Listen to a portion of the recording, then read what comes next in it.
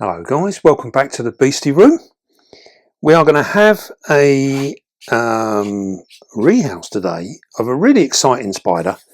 A spider that we don't see a huge amount of, but we hear quite a bit about them, but we don't see very much of them. And that is the Davus species Panama, which is the lava spider. Now, we're lucky, we have a couple here, and the ones we have at the moment are only about 1.5 to 2 inches long, so they're not massively big.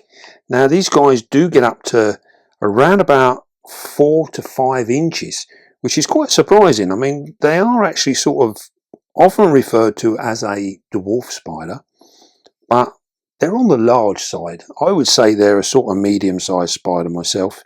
Very rare that we ever see. In fact, I don't think I've even ever seen an adult female. So they're not one that's particularly well documented, and hopefully we can grow ours on. We have 2 of them and they're a good size now. So what we're going to do, we have them in these small tubs here at the moment. We are going to turn them up into this one here, which is going to be big enough for now, but they will in turn grow out of this, and then we'll put them in one that's actually double the size. So we'll probably go for a very similar size sort of thing, but just longer. And that would hopefully do it. We will find out. It's going to be one of those. We've not had these really before, and we've only had these a short while, a couple of months, and they seem to be sort of settling in and doing rather well. So it's going to be an interesting little thing to find out really what they get up to. Now, you'll notice also as well that we've been using quite a lot of these like custom aquaria enclosures, and these are proving to be quite useful in terms of we've done quite a few different dwarf species of spiders, and I do like them for growing out. They're a nice little tank for growing out spiders as well. And also, because of where we are at the moment, we are so tight for space. These are proving to be reasonably useful. It would be nice if we could stack them, but we can't. And that is because we've got the glass handle on here. If they could just be done in a way where we could stack them one on top, that would be really cool. Maybe there's something that they could look into, because I think that would make them very, very versatile. Now, we are going to get our stuff ready. We've got some normal mix made up here, so we're going to plonk that in here. Now these guys, we've noticed that they do burrow down to some extent, but not hugely. They seem to spend most of their time up and about on the surface. Now they come from Central America, Panama, and which is really a tropical climate. So what we're going to do now, this is just normal stuff that we've collected. So we're going to put this in here. There is actually a vent on the back of this, so we're going to put that in there. Now, although from the front it looks like it's covered the vent up, it hasn't actually covered it. There's airflow all the way around that, so it's going to be fine. We're going to put this little piece in here, and then like so. And that will give our spider something to go down underneath should he want to. We are going to add a little piece of moss, really just because, as we said, these guys come from Central America, and tropical Central America, so it's going to be, they are actually going to enjoy a little bit of humidity and what have you. We got some quite tufty stuff. Now this particular moss here does actually like it quite humid, so we're going to stick a piece of that in there. This will help us to maintain the humidity within our enclosure. I'm not going to use too much. We just want a little bit, just to add a little bit of colour, and then it will give us somewhere to moisten the whole thing down as well. I'm not looking at too much. We've got a nice little water bowl here as well. I'll put that in the front there. And what we're hoping for is, I'm hoping it's actually going to make a home up under here. We'll see. In actual fact, I think what we'll do is we'll move that, take that out, and we'll put the water bowl at the back here. I think that might be better. We can put this in the front, like so. And I think that will do. It doesn't need much more than that, really. It's going to be a very, very simple enclosure. We're going to put our water in there. We're going to give our moss a bit of a soaking as well. And we'll do the same on this side. And then what we can also do is down the back of this piece of wood here, we can squirt some water down there as well. And this will give us, get our soil nice and moist down there. Now, one of the things is, although these guys do enjoy a certain amount of humidity, they like it up around about sort of 70 to 80%. And but what we have found is we keep the top half dry, and they seem to really benefit from that. So they don't want to be in wet conditions. They don't want it to be on like a damp soil. So this here, if I turn that around, we can see here where the moisture is in there, but the actual surface stuff is nice and dry. And this is what we want to do. We want to keep this surface stuff dry, but we want to keep a layer of moisture down in the bottom here. And that will help in keeping the right environment. Now, if we go to the back, we can see here where we've flooded this out a bit. This is very wet down here. And the idea is that we can soak this back piece here, and it will filter through, and it will give us what we need. So that is how we sort of maintain our moisture content. Now then, let's have a look at this absolutely awesome spider. Now these guys are pretty quick. They can move along a little bit. So what we'll do is we will try and get a view of it in the box here, and then we can try and get a bit of a view in. Whoa. Whoa. There you go. Look at that for an absolutely gorgeous spider. Please don't run away. Let's just get a light. We can see that tank so I can actually. We can see a little bit more. Thank you. There we go. Look at that. There's a zoom.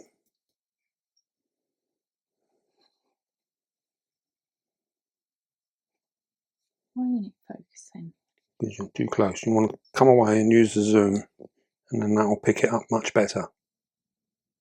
That's it. Okay, so if I tilt that a little bit, you actually get a decent look at it. There we go, look at that. Now we can see the colouring coming forward now. They've got that lovely sort of russety, almost like orangey red on the upper parts of the legs. Dark lower legs. Really is a very pretty spider.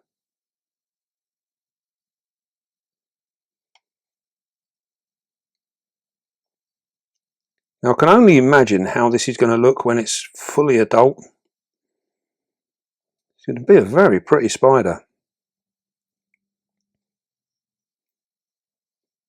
As you can see, it's quite calm at the moment. Now these guys don't tend to show any kind of threat postures or anything like that. They're just rather skittish. They just want to escape. Now one of the things that we've read about them, but we've not really noticed in these small containers, which isn't surprising, is that they do actually make up some quite intricate web tunnels and things. So hopefully, giving it this extra space, it will hopefully achieve that and start making up some lovely little web tunnels that we can see, come back and have a look at later on. Right, let's get her in there. Oh, she obviously heard that. Right, here we go. So if we go do that, and then hopefully we can get her just to step off. Make sure there's nothing going to fall down this time, because last time we ended up with it all falling down. We're just going to move her out nice and gently. There we go. Very well behaved for a skittish spider. That was good. Bring it forward so we get a reflection on that less better.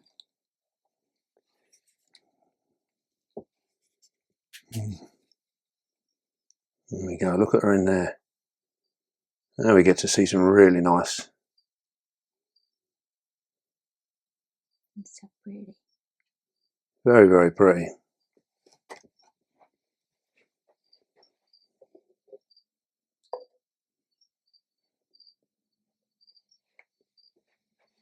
So we don't know what our sexes are. We have two of them, and they're both the same sort of size. We've got no idea of the sexes at the moment. So once we get a molt, we can check them out, see what they are. And it's a strange spider, because if we look on some of the groups where people are breeding them and what have you, then or attempting to breed them, we seem to find that there's either males available and no females, or there'll be a female become available and there's no males around.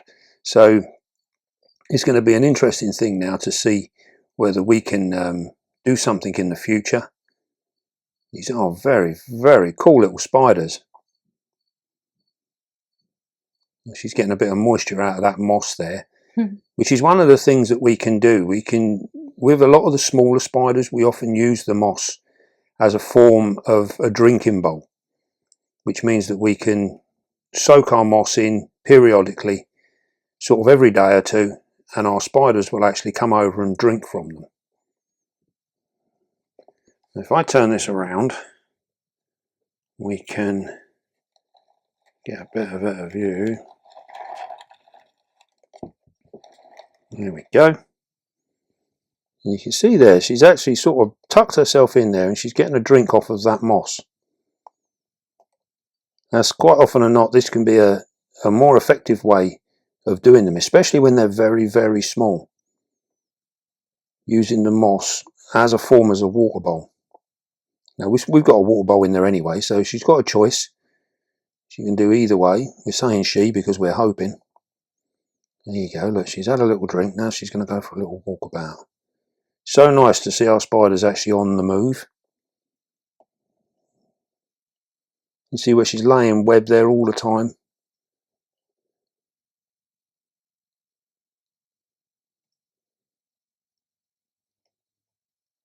Proving to be quite steady at the moment.